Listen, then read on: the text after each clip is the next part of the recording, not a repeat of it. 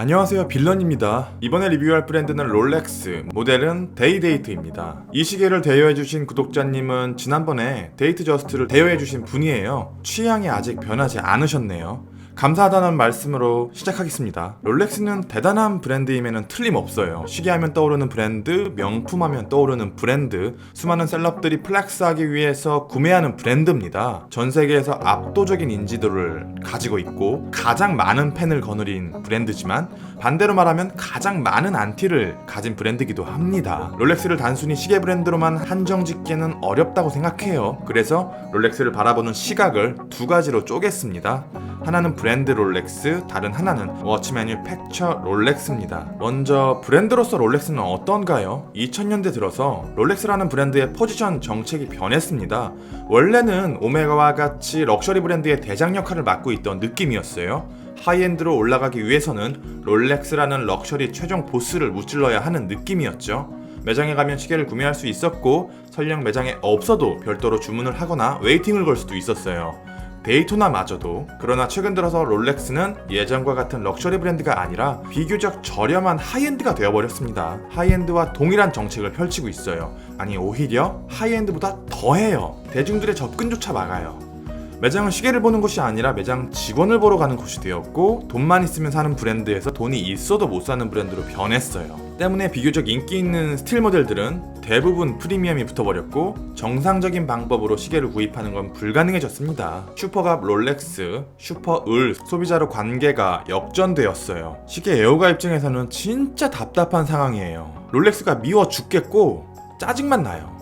게다가 이 상황을 더 악화시키는 요인이 있는데, 롤렉스 시계는요, 시간을 보는 도구를 넘어서 재화로서의 역할도 같이 해요. 은이나 금같이. 이게 다른 시계 브랜드와 가장 큰 차이점이라고 생각하는데, 이게 왜 문제냐면 코로나 때문에 시계판이 얼어붙었습니다. 사람들이 명품 시계에 투자할 만한 여유가 없을 수도 있고, 자고 일어나면 아마존이니 테슬라니 5%, 10% 이렇게 올라가고, 코인파는 미쳤고 부동산은 더 미쳤고, 사자마자 감가 때려 맞는 시계에 손이 잘 안 가요. 굳이 코로나가 아니더라도 현금의 가치는 점점 떨어질 거고 원자재와 부동산의 가치는 상대적으로 오를 거예요.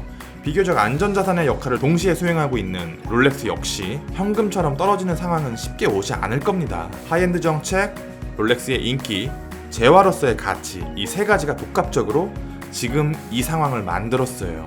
저는 걱정이 하나 더 있는데요. 애플워치의 등장으로 기계식 시계의 세상으로의 입문자들이 많이 줄었고, 명품 시계의 가격대는 하늘나라로 올라갔으며, 동산의 성격을 가진 롤렉스의 독주로 인해 메스티지 럭셔리 할 거 없이 소수의 시계 브랜드를 제외하고는 빠르게 망해가고 있어요. 지금 럭셔리급 시계 장터를 보면 롤렉스, AP가 거의 90%죠. 언젠가는 시계 시장에 종말이 올 것을 알고 있지만, 이런 롤렉스의 독주는 결국 이 종말의 시간을 빠르게 앞당길 것 같은 우려가 듭니다. 시계 시장의 끝에는 딱 두 개의 브랜드가 남을 거라고 생각하는데, 롤렉스와 파텍 필립, 이 두 브랜드가 시계 시장에 셔터를 내리지 않을까요? 구독자분들은 롤렉스에 어떤 편견이 있으세요? 애호가를 물러보는 브랜드, 갑질하는 브랜드. 저는 리뷰를 진행하면서 롤렉스에 대한 생각이 조금씩 변하기 시작했어요. 롤렉스가 왜 이렇게 많은 사람들이 선호하는 브랜드가 되었는지 알 것 같기도 해요. 롤렉스는요, 가장 유명한 명품 브랜드 이전에 가장 완벽한 시계를 만드는 워치 매뉴팩처입니다. 롤렉스 정책을 욕하느라 이 부분을 간과하시는 분들이 많아요. 저는 많은 시계 브랜드를 리뷰해 왔어요. 다른 사람들은 경험해 볼 수 없었던 초접사의 영역까지 탐험해 가면서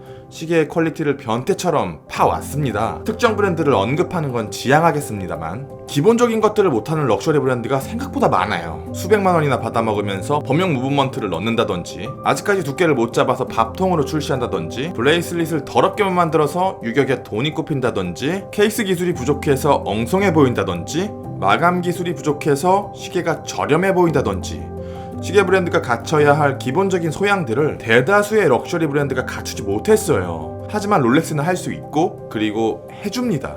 워치 매뉴팩처러스의 실력은 모자람이 없어요. 소재, 마감, 퀄리티, 디자인, 견고함, 헤리티지까지 이 모든 것들이 훌륭하고, 그래서 저는 롤렉스가 현존하는 가장 가성비가 좋은 브랜드라고 생각해요. 매뉴팩처로서 최고의 자리에 있기 때문에 롤렉스는 프리미엄이 붙을 만한 기본적인 근거를 갖고 있다고 생각하고, 저만 이렇게 생각하는 게 아니기 때문에 지금 롤렉스 프리미엄이 유지되고 있는 거겠죠? 요일이 나오는 최초의 손목시계 데이데이트의 다이얼은 썬네이 다이얼입니다. 썬네이보다 썬버스트라는 단어가 더 어울릴 것 같아요. 번쩍거림이 눈을 때리는데 아파요.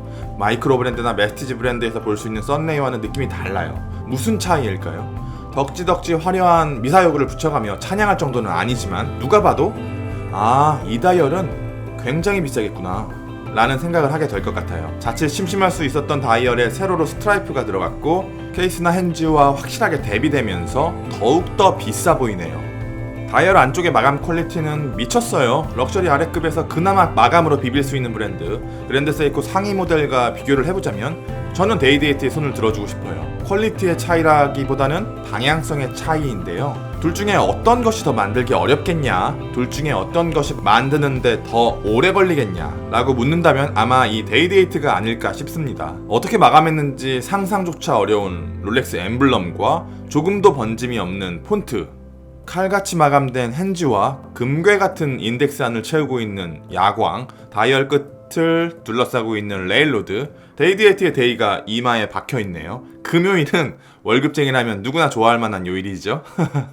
데이트 저스트의 다이얼에 레일로드가 없어진 건 아마도 데이데이트와 급간을 나누기 위해서 같네요. 저가 고가 시계를 구분하는 데는 여러 가지 요소들이 있을 거예요. 마감 소재, 색감, 디자인. 하지만 이 중에서도 놓치기 쉬운 부분은 바로 글래스예요. 글래스의 퀄리티가 시계의 퀄리티를 결정짓습니다. 롤렉스를 제외한 많은 시계 브랜드들이 글래스에 코팅 처리를 해요. 반면에 롤렉스는 글래스에 아무런 코팅 처리를 하지 않아요. 코팅은 호불호의 영역이라 생각하는데요. 저는 굳이 할 필요가 있을까? 코팅 처리를 하는 비용 대신에 차라리 조금 더 높은 등급의 글래스를 사용하는 게 낫지 않을까? 롤렉스의 글래스는 최상급의 퀄리티고 굉장히 깨끗해서 여기다가 코팅은 사족이라고 생각해요. 일반적으로 플루티드 베젤이 스무스 베젤보다 인기가 더 많지만 이상하게도 데이데이트에서는 가격 정책이 반대네요. 오히려 저렴한 골드나 화이트 골드에는 플루티드 베젤이 들어가고 스무스 베젤은 가장 비싼 플래티넘에만 들어갑니다. 다른 모델과 다르게 가격도 미공개네요. 가격, 문의, 다이얼 케이스, 브레이슬릿, 버클 모든 부품이 전부 화려해서 이 중에 베젤 하나 정도는 조금 덜 화려해도 되지 않을까 싶어요. 롤렉스에는 플래그십이라고 불릴 만한 모델들이 몇 가지 있어요. 스카이 듀엘러, 찰리니, 데이토나, 요트마스터, 여기에 데이데이트. 시계에 관심이 전혀 없는 사람이라도 다른 건 몰라도 데이데이트는 알아요. 클래식 라인의 최상위 모델이자 롤렉스의 또 다른 얼굴, 플래그십 중에 플래그십이기 때문에 데이데이트는 특별한 대우를 받아요. 데이데이트는 스틸이 존재하지 않습니다. 어중간한 부자는 못 차라고 말하는 것 같네요. 데이데이트를 찬 사람은 찐 부자다. 오직 골드, 화이트 골드, 플래티늄 모델만 있고 이 모델은 에버러지 골드입니다. 옐로우 골드는 금은방 가면 쫙 깔려있는 비교적 밝고 화려해서 드라마나 영화 같은데 보면 일수형들이 많이 차고 다니는 색감이고, 에버러지 골드는 화려함은 옐로우 골드에 비해 부족하지만 더 비싸 보이고 더 고급스러워요. 호불호의 영역이고 익숙함의 차이일 수도 있을 것 같아요. 옐로우 골드는 금세공 기술이 발전하기 이전부터 우리가 알고 있던 금 하면 떠오르는 고정관념과 같은 색감이라 이미 너무 익숙한 반면 로즈 골드는 그렇지 않으니까요. 각이 많지 않은 유선형의 케이스 쉐입을 가지고 있기 때문에 수준 낮은 폴리싱, 브러싱으로는 이 고급스러움을 절대 낼 수 없어요. 최상급의 마감 기술을 가지고 있는 롤렉스의 이유 있는 허세가 느껴지는 것 같습니다. 무브먼트에 대해서는 크게 할 말이 없어요. 롤렉스는 까여도 롤렉스 무브먼트는 까이지 않아요. 오직 데이데이트에만 사용되는 칼리버 3255는 1호차 -2초에서 플러스 2초, 자기장에 반응하지 않는 파라크롬 헤어스프링, 파라플렉스 충격 흡수 장치, 양방향 퍼페추얼 로터, 70시간의 파워 리저브. 롤렉스 무브먼트는 단순하지만 피니싱 역시 훌륭해요. 하지만 롤렉스의 고집으로 하여금 이 단단하고 아름다운 무브먼트를 볼 수 있는 방법이 없네요. 롤렉스는 오직 데이데이트만 사용할 수 있는 특별한 브레이슬릿을 만들어줬어요. 프레지던트 브레이슬릿.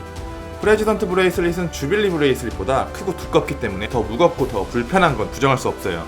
통금이기 때문에 무게부터 다릅니다. 시계를 포함하면 170g이 넘어가는 무게고 45mm의 사이즈를 가진 세이코 마린 마스터가 200g 정도인 것을 감안하면 손목에 부담되는 수준의 무게라고 할 수 있어요. 하지만 마린 마스터와는 비교도 할 수 없을 정도로 비싸 보입니다. 단순히 겉으로 보이는 곳에만 생생한 게 아니에요. 어떤 장치가 숨어있는지 모르겠는데 버클을 움직이는 이 느낌이, 이 압력이 일반적으로 경험하기 힘든 굉장히 기분 좋은 느낌입니다. 저는 롤렉스의 판매 정책이나 롤롤롤롤 하는 시계판의 분위기에 반감을 갖고 있는 사람 중에 한 명이었는데 생각이 조금 변한 게 뭐냐면 앞으로 명품 브랜드가 살아남기 위해서 물량 조절은 선택이 아니라 필수가 되지 않을까요? 이것을 가장 먼저 인지한 브랜드가 롤렉스고 에르메스, 루이비통, 샤넬 같은 명품 브랜드뿐 아니라 나이키, 아디다스 같은 대중적인 브랜드까지 브랜드 가치를 위해서 매장 앞에 줄 세우기를 하고 있어요. 롤렉스가 조금 빨랐어. 그래서 욕이란 욕은 혼자 다 먹었네요. 리뷰는 여기까지. 빌런이었습니다. 감사합니다.